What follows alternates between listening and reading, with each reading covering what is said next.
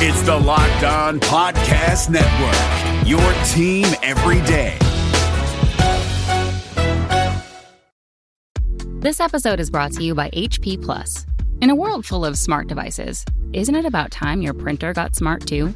Now printing is smart with HP Plus, and the HP Smart app is how it all happens. You can print from your phone with just a tap, no matter where you are, even from your garage/home office/yoga studio.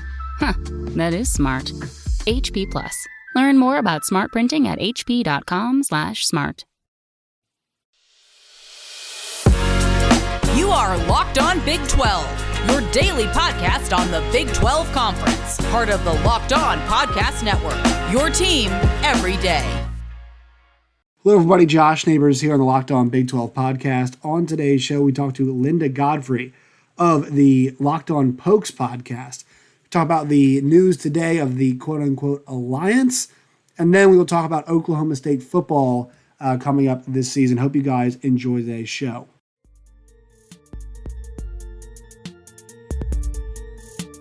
Hello, everybody. It is the Locked On Big 12 podcast. My name is Josh Neighbors. Joining us tonight, it is Linda Godfrey of the Locked On Pokes podcast.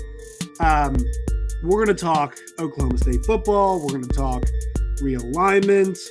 But this is the first time, well, Linda and I just recorded something else, breaking the fourth wall there. But this is the first time on the full podcast proper, that Linda and I have talked. So, Linda, we're really glad that we finally have more Big 12 teams because right now, we've got only, it's TCU, Oklahoma, Oklahoma State. Now, I feel like I'm missing something. No, I think it's just you three right now. That's all we got going on, plus me. So we're glad to have more of the individual schools taken care of. If I could talk about Oklahoma State every hour of the day, I would. So it was a pretty easy smash accept for me on this.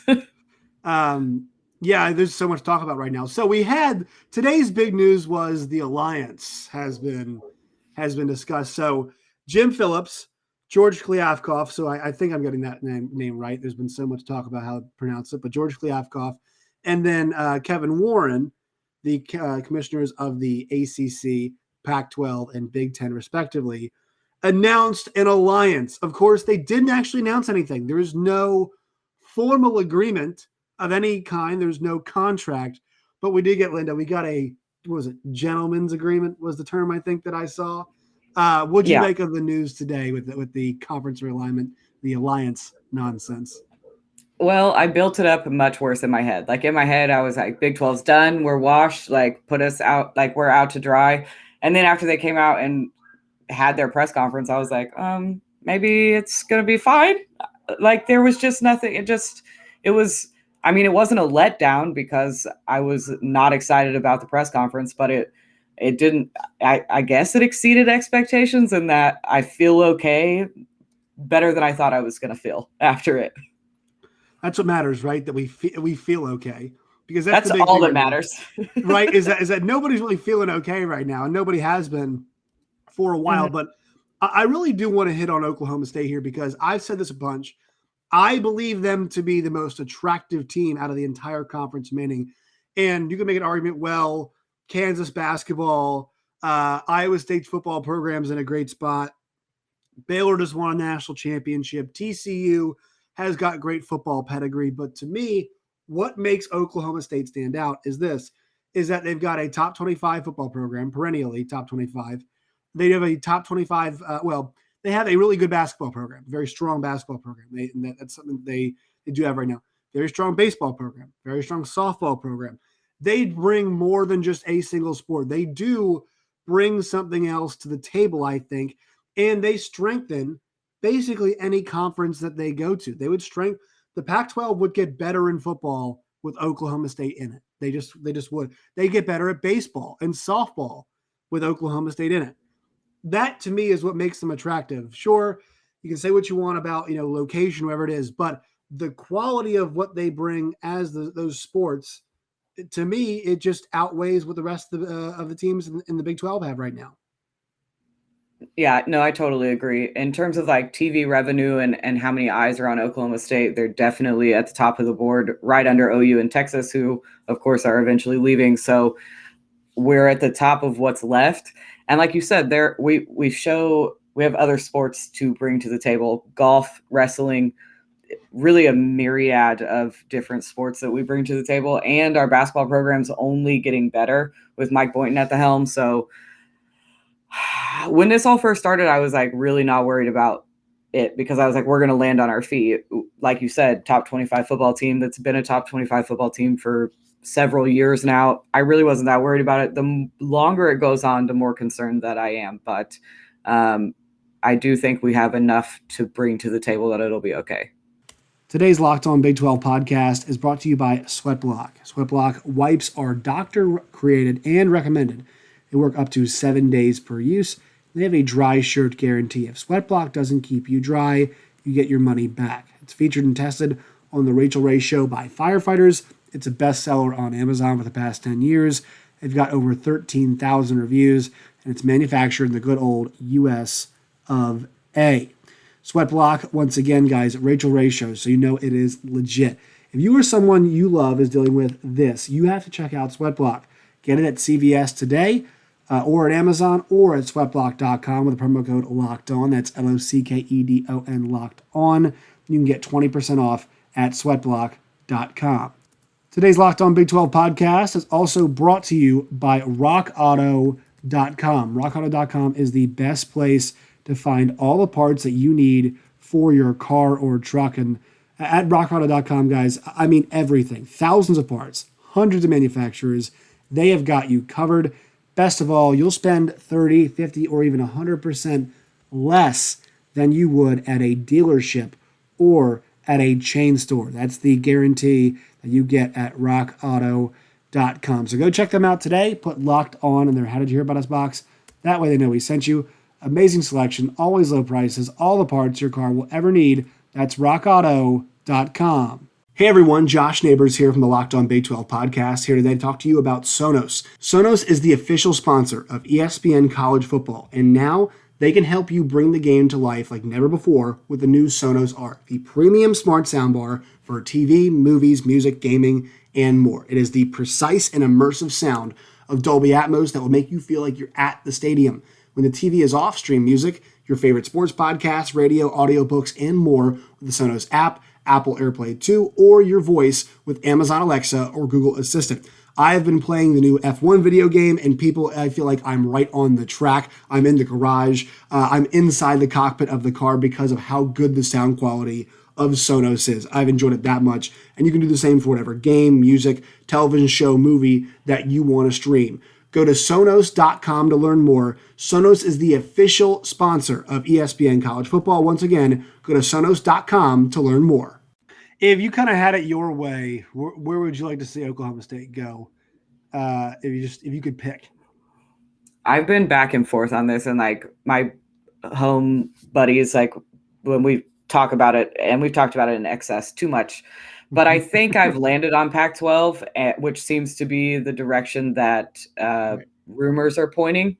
But I went through a Big Ten phase right after the initial breakup, but I've pretty much landed on Pac-12 at this point. Yeah, geographically just kind of makes, it's almost kind of like a boot, if you will, right? If they had Oklahoma State, if you include the Arizona schools, just the way it goes at that point. And look, would somebody else in the Big 12 come with them in this type of situation? That's kind of what I'm wondering. If I was them, maybe I'd go Oklahoma State and I don't know, Texas. I mean, I think TCU is pretty valuable just because they're in Dallas and they do have the quality football program and they, basketball are trying to get better, but that's kind of the direction I would go. I'd love to see Oklahoma State in the Big Ten. I think they're competitive and people always talk about basketball in the Big Ten. I think Oklahoma State's program last year would have been very competitive in that Big Ten conference. Yeah, it's all about big men in that conference, which I just don't really love. But still, I think Oklahoma State is pretty valuable to be. What do you think ends up happening, though? I ask you what you would like, or what you would do. What do you actually think does happen? Oh man, this sucks. I feel like I'm worried that we're going to try to bring in a couple schools and make the Big 12 happen. Bob Bowlesby concerns me I don't take him that seriously. I don't know if he has our best interest, his best interest, whose interest he has in mind, So I wouldn't be surprised if he tried to bring two people here and keep us afloat. But I think we can only tread water for so long. So that's the path that concerns me. And it's the path that I feel like every day we get closer to. Yeah, it's concerning that the scheduling alliance does not include the Big 12. And look, today I forgot who made it. One of the commissioners said, I believe in Bob Bowlesby. I think they'll be fine. And I think Jim Phillips made a comment. Oh, the Big 12 is important to Power 5 athletics. And really what this gets down to, and that term to me is upsetting because it really highlights the whole problem, right? Is the fact that there are people across this country who went to schools or cheer for schools like Oklahoma State, like Baylor, like Kansas State. But not only that, people went to Troy and who went to App State and, who went to Coastal Carolina. And we're saying to you, your football program does not matter because they don't bring in the dollar figure that we really want, right? That's because that's the whole point of the scheduling alliance, right? The whole point of bringing OU and Texas over was to make more money. The whole point of the scheduling alliance is to try to be able to counter in some way, shape, or form that revenue. And what we're saying is we've got the chance to make USC and Michigan. We have the chance to make, Syracuse, UCLA, Duke, UCLA, Michigan State versus Duke, right? That's what we're looking for because that's it's going to help us at least try to counter those dollar figures we're going to see. Right. And that's the problem here is that it leaves out so many people and so many schools. And do we want a sport that marginalizes and minimizes the importance of a bunch of schools' programs? The answer is no. I mean, it really is. But can we stop this from becoming a business like anything else in this country is? I don't think so. I asked if I could send a letter in or be on the board, but I haven't heard back yet. So I'm going to take that as a solid no. Yeah. I mean, it's at this point, it's, and look, if I'm Oklahoma State fans, I'm not totally worried yet. Right. I'm not right. I still think they have some stuff that's desirable. If I'm I think Baylor and Kansas State should be more worried than Oklahoma State is at this point. And I want to ask you, what does it mean that Bedlam is gone? What does it mean to you that rivalry is gone? And then if Oklahoma did at some point mention bringing Oklahoma State along, whether it's just lip service or not, yeah, I know fans don't want to hear that, but I'm just going to put that piece of context in there. No, for sure. Here's the thing. When OU came out and they're like, but we still want to do our rivalry. Well, too bad. You don't get that revenue anymore. You chose to leave with a school from another state in the hopes to make more money and go make more money. But you don't get to beat us in football and then us beat you in every other sport and talk smack for a year. You left. You don't get Bedlam anymore. And it sucks. I hate it. Sure, we lose in football a lot. But when we win, there is no better feeling. They don't get that feeling. That's a strictly right. Oklahoma State feeling.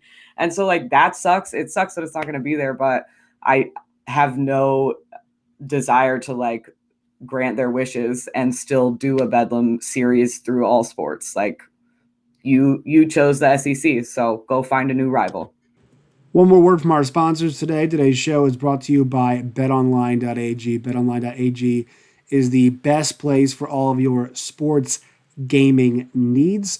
Go to betonline.ag today, guys. A couple new contests for you involving the NFL Super Contest and Eliminator Pool as well. So all of that stuff available at betonline.ag. So is MLB odds, NFL odds, college football odds, futures, whatever you guys want, you can find at betonline.ag. Head there today.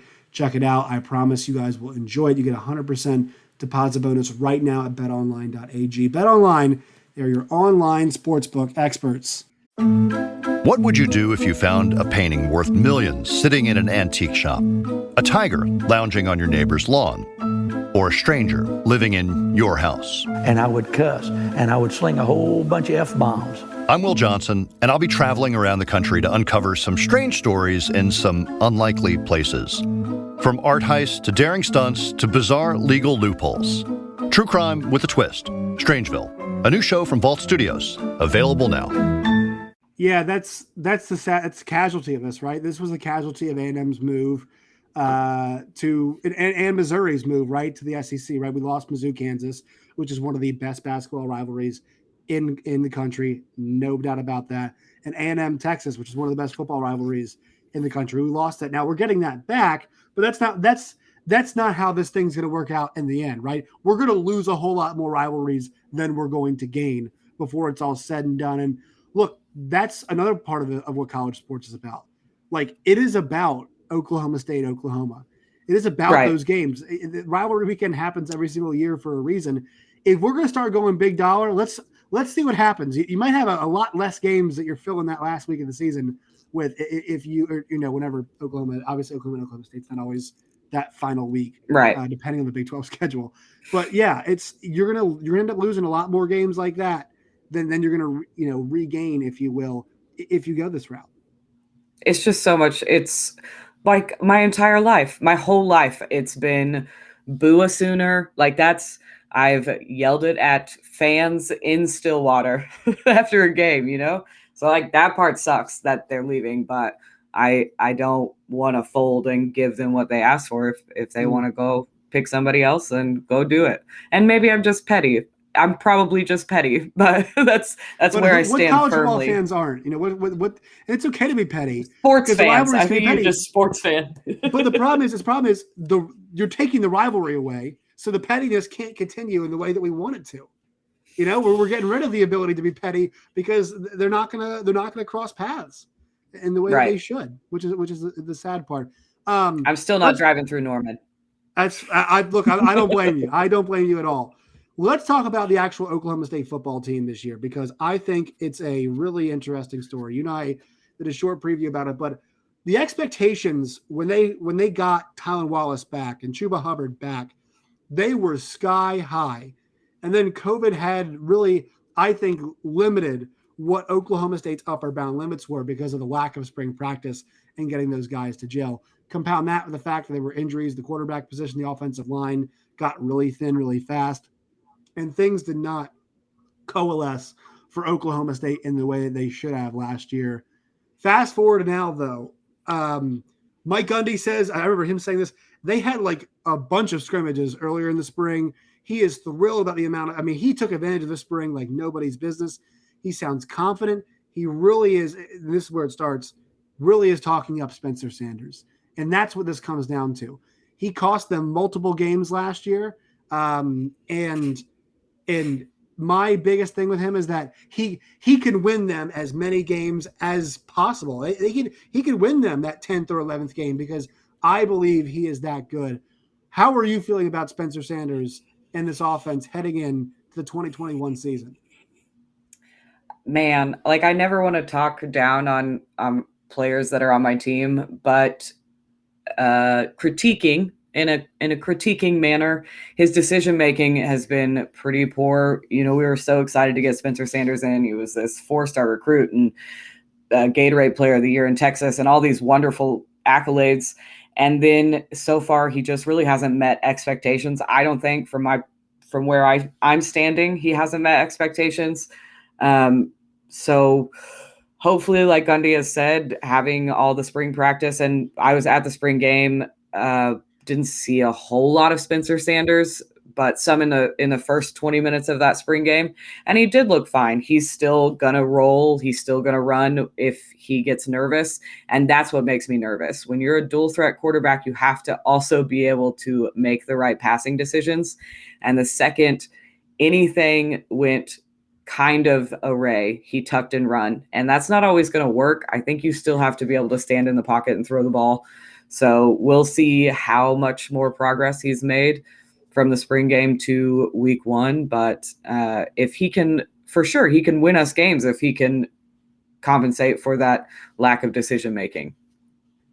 What do you see? Who are the guys that are going to step up and take the place of Chuba Hubbard and Tylan Wallace? Who do you think you see taking those steps and not replacing them? Obviously, those are special players, but kind of coming to the forefront and replacing them. Well, I think Zay Martin is going to step right into Tylan Wallace's role. He got a little bit of practice in the bowl game at the end of last year and looked really well. And then Jalen Bray is a freshman that is very exciting. I wouldn't be surprised if he was on the other side of Zay Martin, and he's just an acrobatic, another go up and get the ball at the high point kind of guy. He's so exciting to watch, and he's young. So, like, he's going to be here a while, but I think he is going to get to start some games right out of the gate. As for the running back room, LD Brown is still there. He had a strong year last year, even with some injuries. And then he's got some guys behind him. Desmond Jackson is fantastic, and he showed out at the end of last year. So a lot of the running backs and wide receivers had to kind of prove themselves at the end of last year because of injuries to Chuba and Tylen. So we've seen a little bit of what they can do. And now that they've had a full spring and full fall practice, I think they'll really put it together. I really don't think it's going to be as detrimental as it may seem losing Chuba and Tylen. Of course, they were key pieces, but I think we're going to be okay. Yeah, and I mean, you could argue they didn't utilize them as much as they could have last year, right? I mean, Chuba, right? Like, obviously, I mean, I don't know why he came back. I thought it was a really poor decision because they loaded him up with 1 million carries the previous year, and you're running back. You only have so many hits you could take. I thought that was the right time to say, hey, let me do this actually to make some money now as opposed to not. And then Tylan Wallace, too. They had some problems getting the ball last year because, obviously the quarterback situation was not as steady. But look, they actually have, and like you talk about, like Braden Johnson, comes back, right? And the tight end spot, they're pretty old too. It's not like this can be a completely young receiving course. They do have some options there. Like you said, Jackson and Brown were both there in the past. So, and they had to play. I mean, they were a majority of the running game last year when Chuba was either keyed in on or injured. So I think you're totally right. The defense is, like you said, you and I talked about earlier, a lot better than it was in previous years. Jim Knowles or Blitzalot comes over from Duke. I love one player in particular. I love Colby Harvell-Peel. I think he is an excellent player in that back end, and I'm excited to see this defense this year. It sounds like you have pretty high expectations for them. Oh, yeah. But I'm like I said at the beginning, I always have high expectations. But with the defense, just especially in that secondary, coming back besides Colby Harvell-Peel is Christian Holmes, Eric Bernard-Converse, Rodarius Williams, of course, is gone. Amin Ogbongbemiga is gone. But we've got Trey Sterling back, Tanner McAllister, Thomas Harper, Michael Flanagan. It goes on. Like, the list is insane that are returning. And we have some young guys coming in that have enrolled early and been there all spring. So I don't see how Jim Knowles isn't like chomping at the bit to get started this season because he's got an insane defense lined up. Yeah, I'm very excited. And I asked you this before, but I'll ask you again now as we kind of head towards the end. What is your expectation for Oklahoma State this season, record-wise? What do you think Oklahoma State ends up? Do they make it to the Big 12 championship game? I'm going to say it right now, yes. I'm going to write it down because I really think that with Texas and OU going to SEC, that the moral victories are going to also mean just as much, if not more, to the actual victories. So I think they come out with a whole different attitude and mentality this season, and it carries them to the Big 12 championship. I love it. I love the bold predictions. All right, Linda, where can people find you and your work and what's coming up on the podcast? You can find me on Twitter at Lindellians. The show is at locked_on_pokes. And we're talking some of the guys that have gone on to the NFL. I've been doing all the wide receiver, running back, quarterback, defensive end, all the rooms on the football team, and keeping an eye on some of the non-conference schedule that Mike Boynton has put together. So we're having a pretty good time over there. Awesome. Linda, appreciate your time. We will talk to you again very soon. Thanks. All right, that will do it for today's show. Make sure you follow us on Twitter at LOBig12. You can follow me at JoshNeighbors_. Until next time, my friends, as always, stay safe.